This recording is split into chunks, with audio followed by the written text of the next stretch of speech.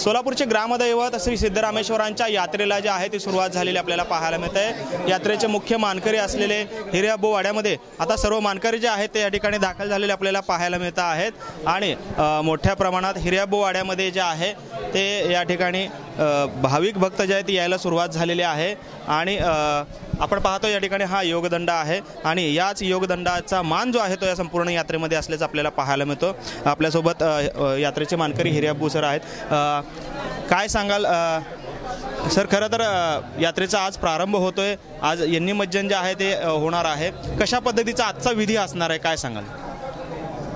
ग्रामदैवत शिवयोग सिद्धरामाची यात्रा आजपासून सुरुवात आहे। ही यात्रा म्हणजे सिद्धरामेश्वरांच्या हातातील योगदंडाशी कुंभारकन्येचा विवाह करून दिला। आज यन्नीमज्जन म्हणजे आज तैलाभिषेक, उद्या अक्षताचा कार्यक्रम, परवाशी होमविधी कार्यक्रम, त्याच्यानंतर दारू आणि त्याच्यानंतर कपडकळे असा 5 दिवसाचा धार्मिक कार्यक्रम सुरू होत आहे आजपासून।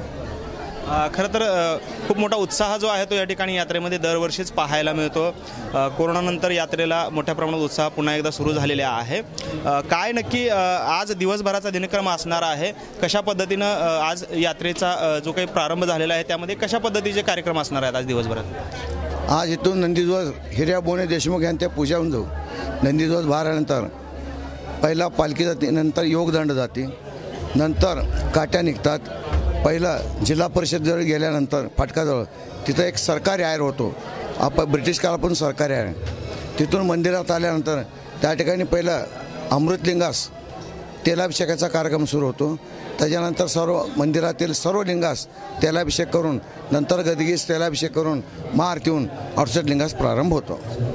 आपण पाहतोय की खरं तर आज सिद्धरामेश्वरांनी स्थापन केलेल्या 68 लिंगांना तैलाभिषेक जो आहे तो संपूर्ण दिवसभर करण्यात येत असल्याचं विधी जो आहे ते पार पडत असतो।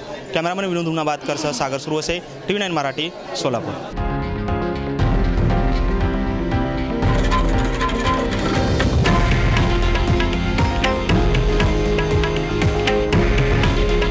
हे आहे देशातील नंबर 1 न्यूज नेटवर्क आणि आपण पाहत आहात TV9 मराठी। काळजी तुमची, हित महाराष्ट्राचं।